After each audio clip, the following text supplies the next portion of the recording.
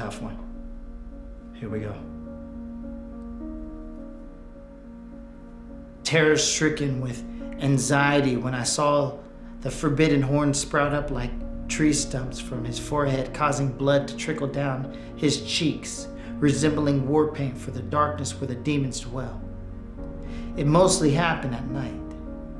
That's when he would take a different physical form, and the pain would escalate with enough emotion to bring tragedy and hate rinsed over to suffocate the loving, the caring. Those feelings that made me happy soon melted away and became unidentifiable. He scared me. I was petrified in his presence. A little girl shouldn't feel like this in her daddy's arms.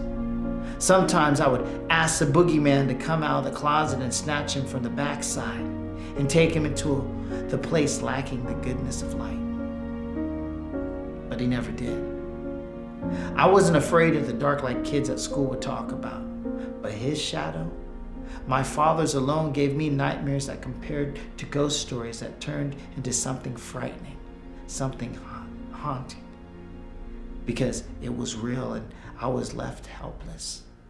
You know that feeling when you're asleep and you open your eyes and you feel something demonic in the room and your presence right near your face, pressing against your chest, and you're unable to move, but you can feel it breathing right here?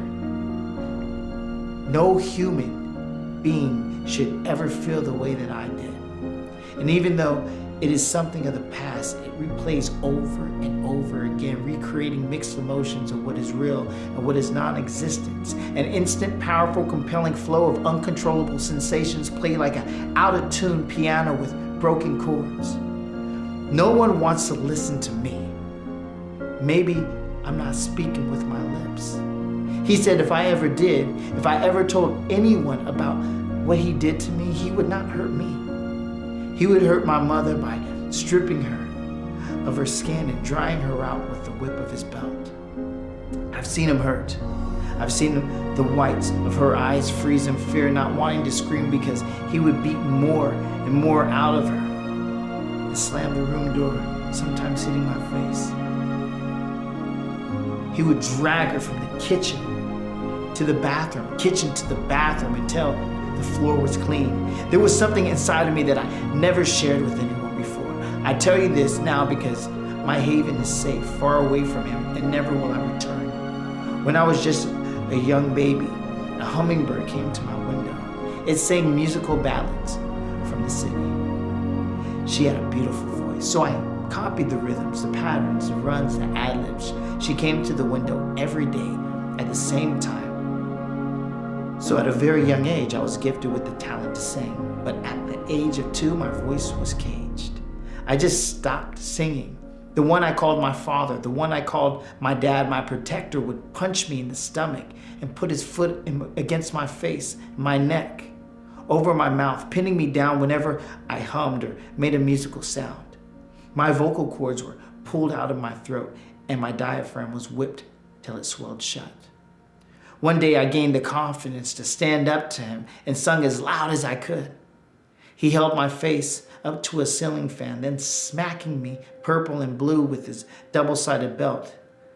The filthy names he called me hurt the most, hurt more than his fist. He would call me stupid, he'd tell me I'm an idiot, and say things like I was worthless, a waste of life. He would sometimes tell me to hold my breath because I don't want you breathing in my air. Thinking it was funny, he would take a baseball bat and swing it at full speed just inches away from my face. I was too scared to say anything. I wish that people could read it on my face and know that I was in pain and how much it hurt inside of me. But I was timid, not wanting my nightmares to become reality and let his hate grow and bear down.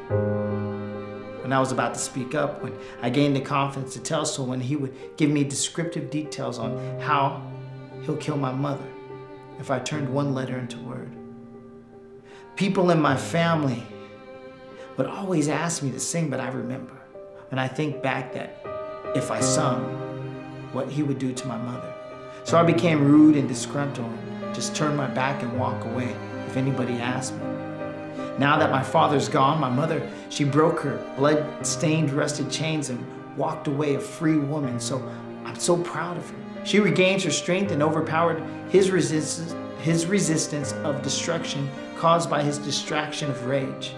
My abuser, he is no longer in my life. Not too long after that, the sun came out, and I saw the hummingbird that used to visit me when I was younger at the window. She was not alone. She brought her whole family and friends, and they all sang for me. I felt uplifted and rejoiced in this feeling of gratefulness. This was a true sense of a blessing from the Lord. So I did what made me happy. I did what came natural. I sang. That was encouragement that I needed, that made me feel good, and I no longer was gonna hurt. And he wasn't gonna hurt neither my mother or I. So I shared with everybody what he had done to me. And even though we all cried together, those tears released his grip he had on me. Wounds heal and scars go away, and he will be a forgotten memory. I'm a singer, and one day I'll fill this room full of people and share my story through song.